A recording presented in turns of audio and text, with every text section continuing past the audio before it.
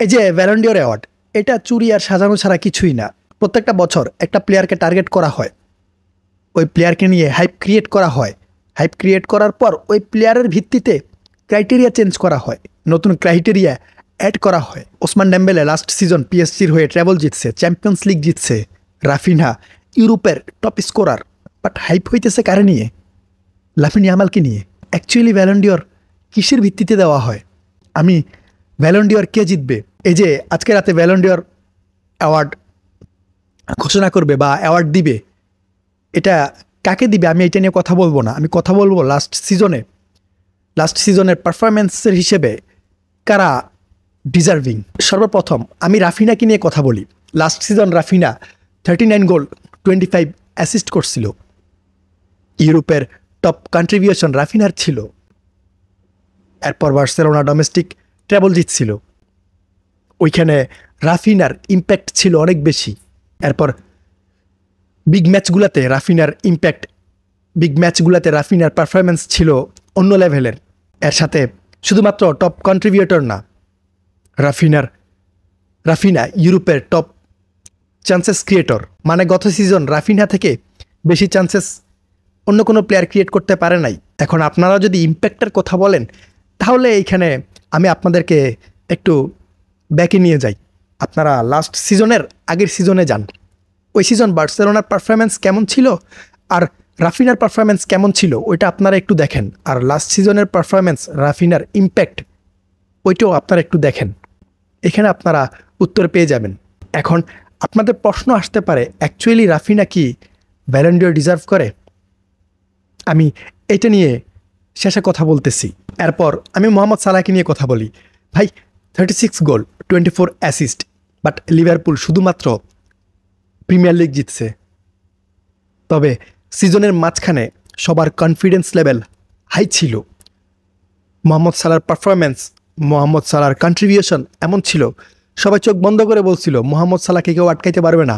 এই season ballon d'Or Mohamed Salah জিততেছে, but একটা জায়গায় গিয়ে মোহাম্মদ সালাহ আটকাই গেছে। ওইটা হচ্ছে লিভারপুল যখন চ্যাম্পিয়ন্স লিগ থেকে আউট হয়ে গেছিল, তখন মোহাম্মদ সালাহ পিছিয়ে গেছে। শুধুমাত্র প্রিমিয়ার লিগ দিয়ে ব্যালন ডিওর কখনোই দিবে না, বাট মোহাম্মদ সালাহর ইম্প্যাক্ট, মোহাম্মদ সালাহর কন্ট্রিবিউশন, পারফরমেন্স আমি মনে করি লামিন ইয়ামাল থেকে বেটার ছিল। মোহাম্মদ সালাহর সব কিছু দেখার পর, কন্ট্রিবিউশন, ইম্প্যাক্ট, দেন পারফরমেন্স সব কিছু দেখার পর আমি এখনও বলতেছি মোহাম্মদ সালাহ ডিজার্ভ করে। বাট সে পিছিয়ে যাবে কোথায়?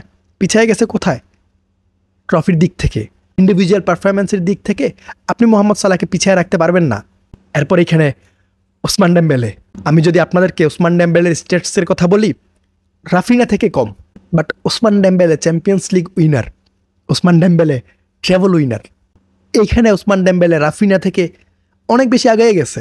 রাফিনা ডোমেস্টিক ট্রেবল জিতছে, এইটা এখানে কাউন্ট হইতেছে না, এখানে কাউন্ট হইতেছে চ্যাম্পিয়ন্স লিগ।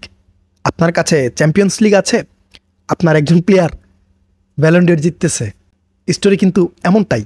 আর বিগ ম্যাচ বলেন, চ্যাম্পিয়ন্স লিগের ম্যাচ বলেন, অন্যান্য কম্পিটিশনের ম্যাচগুলোর কথা বলেন, ওসমান ডেম্বেলের ইম্প্যাক্ট ছিল অনেক বেশি। এই যে পিএসজি চ্যাম্পিয়ন্স লিগ জিতছে না, এর পেছনে ওসমান ডেম্বেলের অবদান অনেক বেশি। হয়তো ওসমান ডেম্বেলে না থাকলে পিএসজি চ্যাম্পিয়ন্স লিগও জিততো না। আপনি রাফিনার কথা বলেন, আপনি লামিন ইয়ামালের কথা বলেন, বা মোহাম্মদ সালাহর কথা বলেন, এরা নিজ নিজ ক্লাবে যেমন পারফরমেন্স দিছে বা ইম্প্যাক্ট রাখছে, এর থেকে বেশি ইম্প্যাক্ট পিএসজিতে ওসমান ডেম্বেলের ছিল।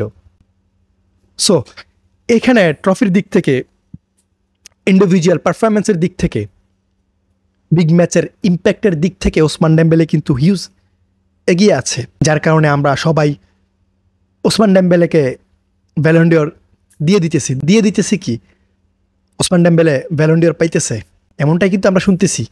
বাট এখন পর্যন্ত কোনো কিছু কিন্তু শিওর করে বলতে পারবেন না, যেহেতু ব্যালন ডিওর সিস্টেম কীভাবে কাজ করে এটা আমরা জানি না, প্রতি সেকেন্ডে চেঞ্জ হয়।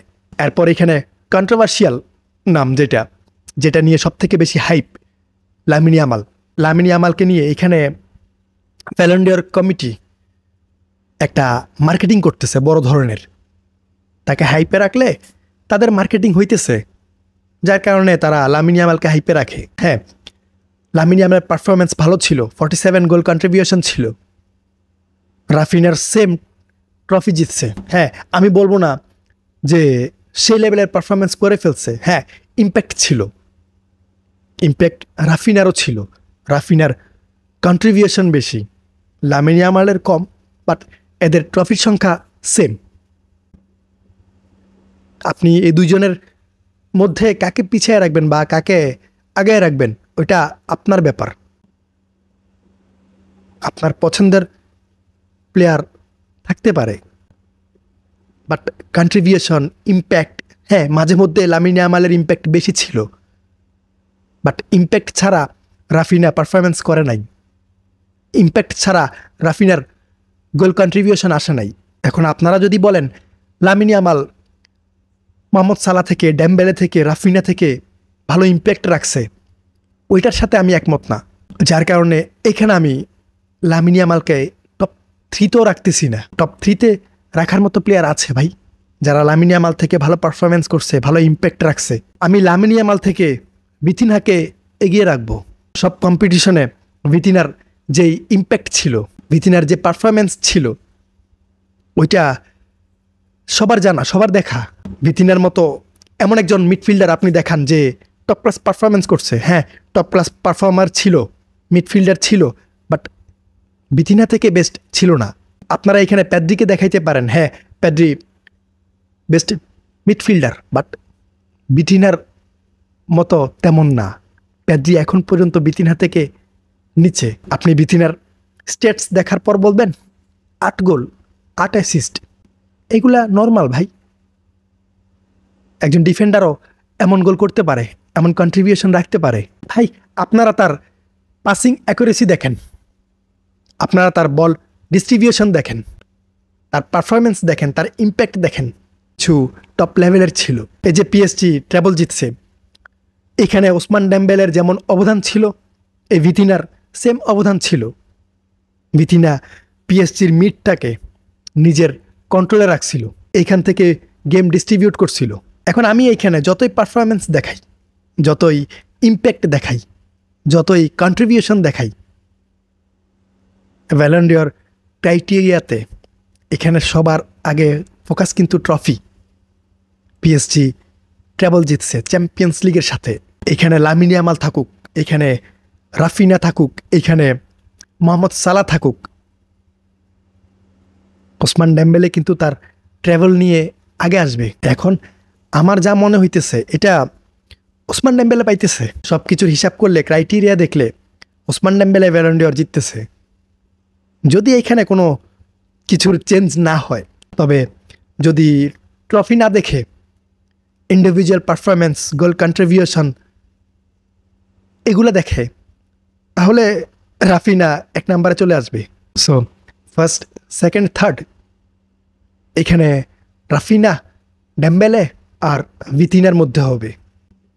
আদারওয়াইজ অন্য কোনো প্লেয়ার এখানে আই থিঙ্ক আসবে না, সুযোগ নাই।